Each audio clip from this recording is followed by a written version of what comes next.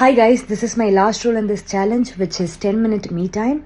Me time in the sense it's not about sitting in the couch, chilling, relaxing, and then scrolling, TV watching. No, this is purely about your self-improvement. Talking with your own authentic self. So எனக்கு தெரிஞ்ச best idea இந்த ரூலை implement பண்ணுறதுக்கு writing down your thoughts, அஃபிஷியலாக ஜேர்னலிங்னு சொல்லுவாங்க.